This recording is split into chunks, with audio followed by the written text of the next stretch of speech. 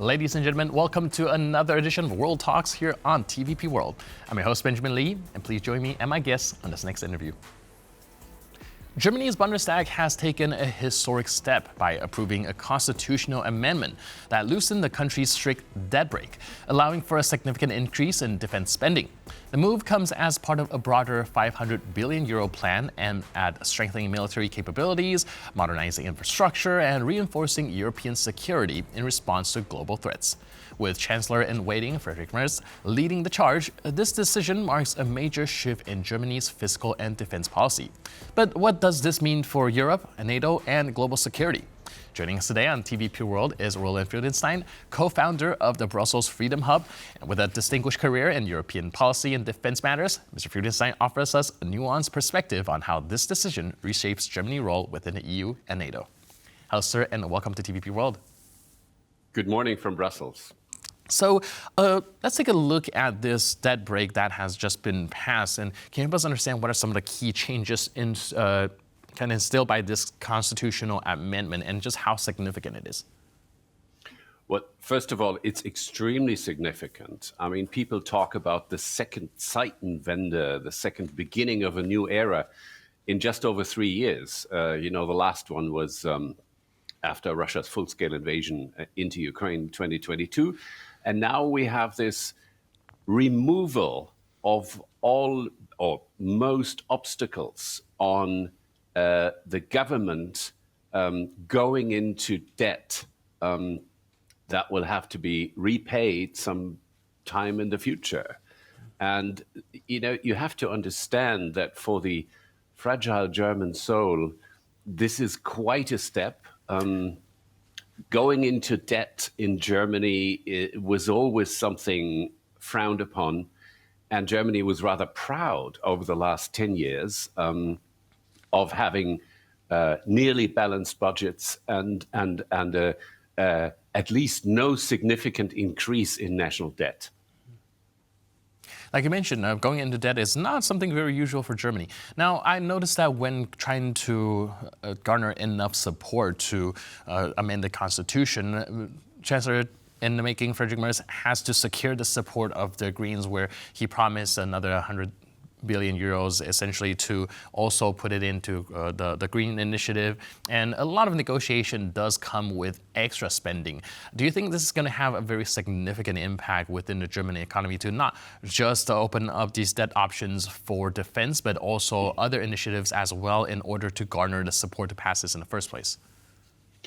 Well, it has to be said that the increased spending on infrastructure, for example, is absolutely overdue.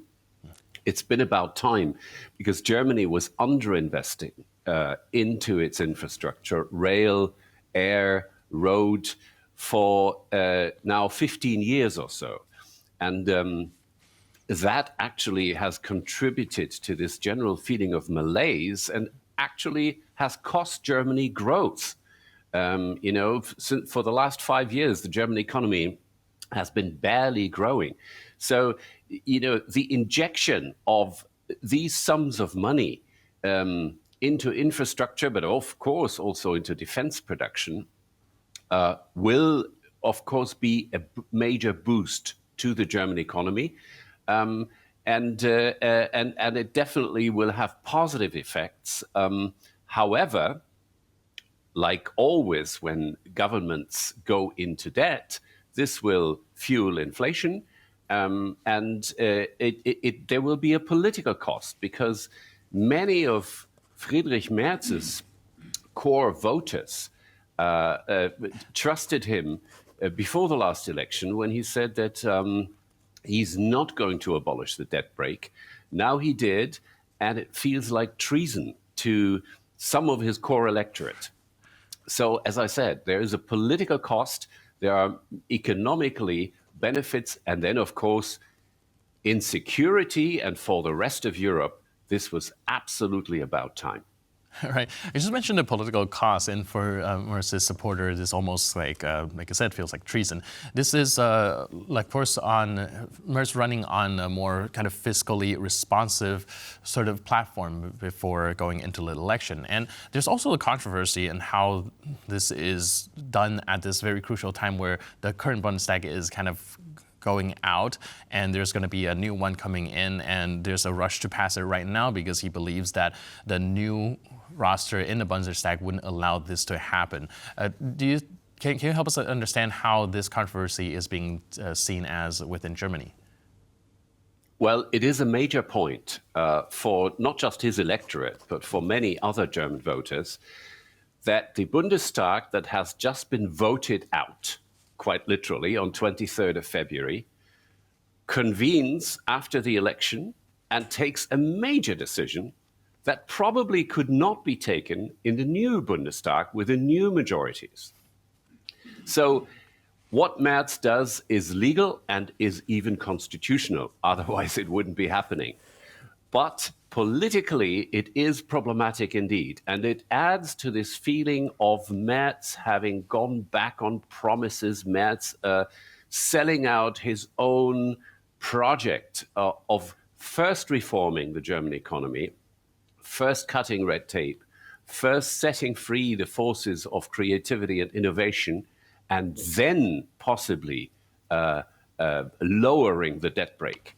But he's now reversed the sequence in a Bundestag that doesn't have political legitimacy anymore. But frankly speaking, this was the only way to do it. What Merz did, what this Bundestag did yesterday, is not just groundbreaking, but absolutely indispensable to the security of Germany and the rest of Europe. And that's why it had to be done. Right, and like you mentioned, a lot of these infrastructure were long overdue. So can you help us understand to the extent of this impact, especially when it comes to Germany's military aid to Ukraine and other European security commitments?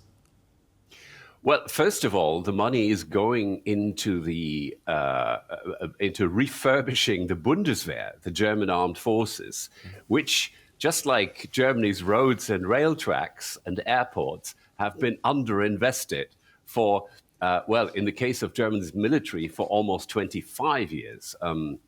It was in 2002 that Germany basically decided to forget about territorial defense, defending German territory, and only prepare for overseas action, overseas operations such as Afghanistan. But now to get Germany ready to defend itself, to get the Bundeswehr ready for war, that is the major part of this expenses. And of course, helping Ukraine will also be part of the New Deal. That will happen in conjunction with Germany's allies and partners in NATO and in the European Union. But it's like the backlog, the gaps in Germany's military capabilities are so big that it will, even with these amounts of money, it will take some time before Germany is combat ready. Now, we've seen the European Union's having this effort to develop more independent defense capability. Do you think that this is a sign that, well, Germany is coming to align with this line of thinking? And do you think this might set precedent for other EU countries to adopt very similar financial strategies for its defense spending? Well, Merz himself used this word, independence, from the US security commitment. But he also added step by step. So let's be realistic. Right now, Europe cannot defend itself on its own against, for example, a massive Russian attack. It's paradoxical, looking at Europe's economic power, looking at Europe's number of European citizens, but there it is.